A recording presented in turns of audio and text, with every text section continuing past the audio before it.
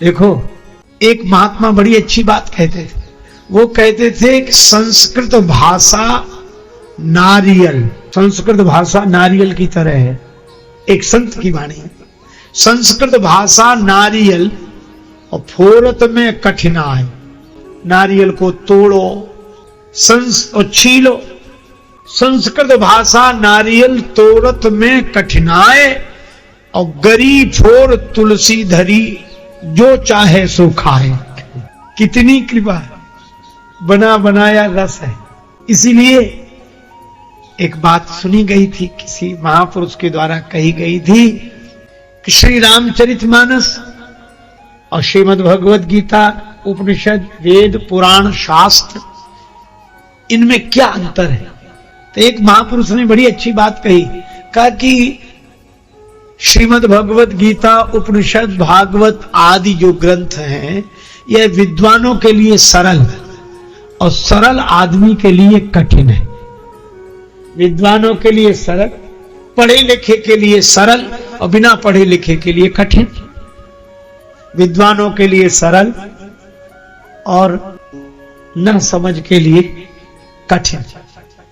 पर रामचरितमानस में ठीक उल्टी बात है। यह सरल आदमी के लिए सरल है, विद्वानों के लिए कठिन है। जिसे पता ही नहीं है वह भी अपने वाक्यों के प्रयोग में चौपाइयां बोलता। अरे भैया, हम सब जानते हैं तुम्हारा प्रेम, स्वार्थ लाग करें सब प्रीति। अब उस बेचारे को पता ही नहीं है कि कहां लिखा है, किसने लिखा है। चाहे जिस किसान के मुख पर एक बात रहती है, का बरसा जब कृषि सुखाने, और जिन विचारों को कुछ नहीं मिल पाता वो बोलते रहते हैं, को नृप होए हमें कहानी। श्री तुलसीदास जी तो सबकी वाणी हो गए। ऐसे तुलसीदास जी अपने अंतःकरण के सुख के लिए राम कथा का वर्णन करते हैं, पर संत सबके अंतःकरण में बैठे हुए परमात्मा को प्रणाम करते हैं। सिय राम मैं सब जग जानी, करूं प्रणाम जोर जुग पानी। तो सबके अंतःकरण में जो परमात्मा बैठे हैं, अपने अंतःकरण को सुख देने वाली कथा जब परमात्मा को निवेदित करते हैं तो वह कथा सबके अंतःकरण में पहुंचकर सुख देने वाली बन जाती है। इसीलिए राम कथा सबको सुख देती है, क्योंकि इसमें सुखधाम श्री राम का वर्णन है। सो सुखधाम राम अस नामा। अच्छा देखो, राम जी को सुखधाम कहा। सुखधाम का अर्थ, ऐसे तो धाम धाम में सुख है, सबके घर घर में सुख है, सबके धाम में सुख है, लेकिन सभी सुख के धाम नहीं है। धाम में सुख है पर सभी सुख के धाम नहीं है। जैसे घर घर में बिजली है, लेकिन हर एक घर बिजली घर नहीं है। घर घर में बिजली है पर हर एक घर बिजली घर नहीं है। बिजली घर के कारण घर घर में बिजली है। इसी तरह परमात्मा सुख धाम है, उनके कारण ही धाम धाम में सुख है। और इसी तुलसीदास जी अपने अंतःकरण के सुख के लिए जो श्री राम कथा लिखते हैं, वह राम कथा भगवान तक पहुंचती है और भगवान सबके अंतःकरण में है, इसलिए सबको सुख देने वाली यह कथा हो गई। फिर श्री गणेश जी की वंदना है, जो सुमिरत सिद्धि हो। उसके बाद परमात्मा की वंदना की गई है, उस रूप की। मूकम करोति वाचालम पंगुम लंघयति। भगवान नारायण की वंदना, भगवान शिव की वंदना, और वे वाल्मीकि मुनि की वंदना करते हैं, गुरुदेव की वंदना करते हैं। बंदो गुरु पद पदुम परागा। गुरुदेव के चरणों की वंदना, चरण धूलि की वंदना, चरण कमल के पद नख की वंदना। फिर तो मैं कहता हूं, श्री तुलसीदास जी जैसा विनम्रता का स्वरूप कहां दिखाई देगा। संतों की वंदना, सज्जनों की वंदना यहां तक तो ठीक है, खलों की वंदना कहीं नहीं मिलेगी। अच्छा, एक अद्भुत बात, संतों की, भक्तों की, सज्जनों की वंदना भले ही एक बार की गई, पर खलों की वंदना बहुरी बंदी खलगन सति भाई। बहुरी बंदी। मैं खलों की वंदना फिर कर रहा हूं, एक बार कर चुके हैं, बंदो संत असज्जन चरना, लेकिन आप कह रहे हैं बहुरी बंदी खलगन। मैं इन खलों के समूह की फिर से वंदना करता हूं, लेकिन तुलसीदास जी कहते मैं व्यंग नहीं कर रहा हूं। जैसे खलों की वंदना तो व्यंग में भी कहते भैया तुमसे हाथ जोड़े, हाँ भैया तुम्हारे पांव पड़ते हमसे दूर ही रहो। तो ऐसे तो वंदना हम लोग भी करते हैं, पर व्यंग ही है। पर तुलसीदास जी कहते मैं व्यंग नहीं कर रहा हूं, सती भाई सच्चे हृदय से खल की वंदना। एक महात्मा बड़े विलक्षण अर्थ निकालते थे शब्दों के, विनोदी स्वभाव के संत थे। मुझसे एक बार कहा कि तुम खल शब्द का अर्थ जानते हो? हमने कहा महाराज आप बताओ। तो बोले खल शब्द में 2 अक्षर हैं, खा और ला। हमने कहा इसका अर्थ? बोले जिसके 2 ही काम हो, खाए और लड़े, खाए और लड़े। हमको बड़ा अच्छा अर्थ लगा। हमने कहा महाराज जी इसमें एक बात और जोड़ दीजिए। बोले क्या? हमने कहा जिसका खाए उसी से लड़े, जिसका खाए उसी से लड़े। कारण कुछ भी नहीं, ये बिनु काज दाहिने बाएं, बिना कारण, बैर अकारण सब काहू सो, लड़ जाए झगड़ जाए। अरे कोई कारण हो, कारण से क्या मतलब, उन्हें तो लड़ना है। एक बार एक रेल यात्रा में मुझे एक दंपत्ति मिले, सत्संगी थे, प्रणाम किया, बैठ गए। और पति ने थोड़ी देर में कहा, पत्नी की ओर संकेत करके, महाराज इन्हें समझाइए, ये बहुत क्रोध करती है। तो पत्नी बोली महाराज इनसे पूछिए कि मैं क्रोध क्यों करती हूं, कुछ कारण तो हो, बिना कारण तो क्रोध कर नहीं सकती। उस दिन पहली बार मुझे लगा कि यह बात तो सही है कि बिना कारण के क्रोध नहीं आता। लेकिन एक बात मैं आपको बताऊं, पहले किसी न किसी कारण से क्रोध आता है, और जब क्रोध व्यक्ति का स्वभाव बन जाता है तो वह कारण खोज लेता है। कोई कारण न हो पर वो स्वभाव है।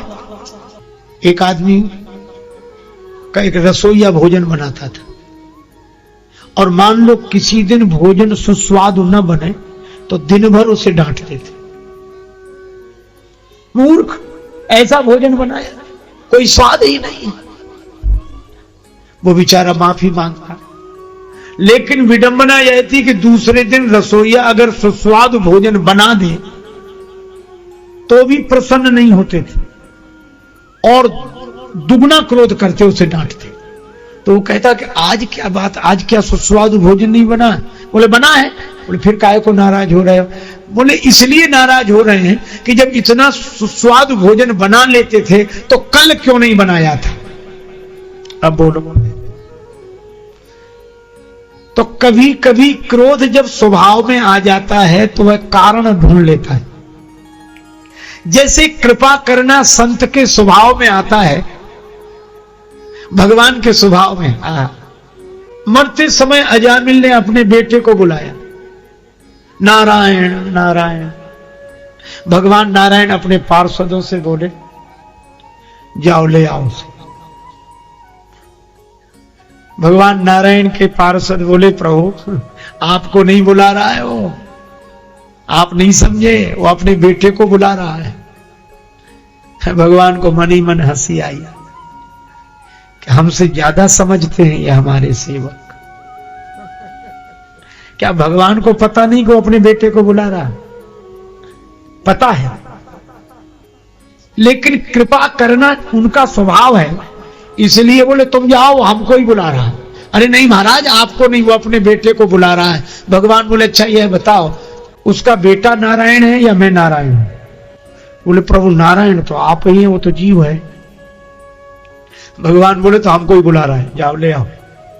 कहा कि प्रभु उसके बेटे का भी नाम नारायण है। भगवान बोले अच्छा ये बताओ उसका बेटा नारायण कब तक रहेगा, कब से हुआ? बोले अभी कुछ वर्षों से। फिर बोले कुछ बरस तक रहेगा। बोले फिर नहीं रहेगा। भगवान बोले तो हम, बोले आप अनादिकाल से हो, अनंत काल तक हो। तो बोले असली नारायण कौन हुआ?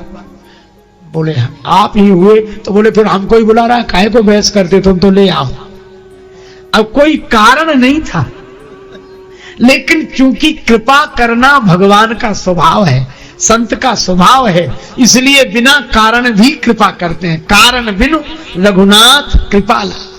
और जिसका क्रोध करना कारण हो, कलह करना कारण हो, झगड़ा करना कारण हो, वो न हो तो ढूंढ लेता। एक गांव में एक मैया थी, वो भोजन बनाना होता तो आग लेने जाने की परंपरा थी उस गांव में। तो आग लेने के लिए गोबर की बनी हुई ओपला कंडी लेकर जाती, उस पर आग रखती। वो कुछ ले ही नहीं गई और बोली बहन आग दे दो। तो उसने कहा कि आग तो दे दे, पर काहे में दे? तो अपनी धोती फैला दी, बोले इसमें डाल दो। वो बोली अरे इसमें डाल दे, जल नहीं जाएगी? तो उसे तो लड़ना था। बोले जल जाएगी। बोले खूब जल जाने तो इसमें तुम्हारा क्या बिगड़ेगा? और जो झगड़ा शुरू किया, अब बोलो झगड़े का कोई कारण नहीं था। तो कुछ लोगों के स्वभाव में होता कलह करना, बैर अकारण सबका हो संग। और तुलसीदास जी कहते वही खल, ये बिनु काज बिना कारण दाहिने से बाएं हो गए। समझदार आदमी कारण ही खोजता रह जाता कि आखिर हुआ क्या है ने? ये बिनु काज दाहिने बाएं। पर तुलसीदास जी उन पर भी व्यंग नहीं करते, सच्चे मन से वंदना करते हैं। बहुरी बंदी फिर से दोबारा। अच्छा दोबारा क्यों कर रहे हो? तुलसीदास जी बोले इसलिए कि सज्जन एक बार में ही मान जाते हैं, और ये खल 2 बार में भी मान जाए तो भगवान की बड़ी कृपा समझनी चाहिए। खलों की भी वंदना श्री रामचरितमानस में। अच्छा फिर भगवान के गुण गाने वालों की वंदना, जो हो चुके हैं वो। तुलसीदास जी कहते हैं जो हैं उनकी, और जो आगे होंगे। अब तक के ही नहीं, आगे होने वाले श्री राम गुण गाने वालों की वंदना तुलसीदास जी कर चुके हैं। भयगे अहाई हो ही आगे, प्रणवों सब ही कपट सब त्यागे। अच्छा तो आप कवि हैं न? नहीं कवि हो न चतुर कहावो, मति अनुरूप राम गुण गावो। अच्छा तो मति तो मिली, हाँ, तो वो भी प्रसाद है किसी का। किसका? संभ प्रसाद सुमति ही होनसी। ये रचना तो भगवान शंकर की है। श्री रामचरितमानस भगवान शंकर की रचना है। रचि महेश निज मानस राखा। अच्छा तो आप कौन हैं? तुलसीदास जी बोले हम तो प्रकाशक हैं। शंकर जी ने जिसे रचकर छिपा लिया था, तुलसीदास जी बोले हमने उसे कहकर छपा दिया है। अवधपुरी यह चरित प्रकाशा। जय श्री राम। यह कथा हमें गहरी सीख देकर जाती है कि जीवन में ज्ञान केवल पुस्तकों से नहीं आता, बल्कि विनम्रता, प्रेम और सही दृष्टि से आता है। जैसे तुलसीदास जी कहते हैं, राम कथा सबके अंतःकरण को सुख देती है, क्योंकि वह सीधे उस परमात्मा तक पहुंचाती है जो हर हृदय में वास करता है। तो दोस्तों, आज की इस यात्रा में हमने देखा कि संतों की कृपा बिना कारण भी बरसती है, क्योंकि कृपा उनका स्वभाव है। वही जो लोग कलह को अपना स्वभाव बना लेते हैं, वे बिना कारण भी लड़ाई ढूंढ लेते हैं। यह बिल्कुल हमारे जीवन जैसा है। जब हमारा स्वभाव सकारात्मक होता है तो छोटी छोटी बातें भी आनंद देने लगती है, और जब स्वभाव नकारात्मक हो जाए तो हर बात में परेशानी दिखने लगती है।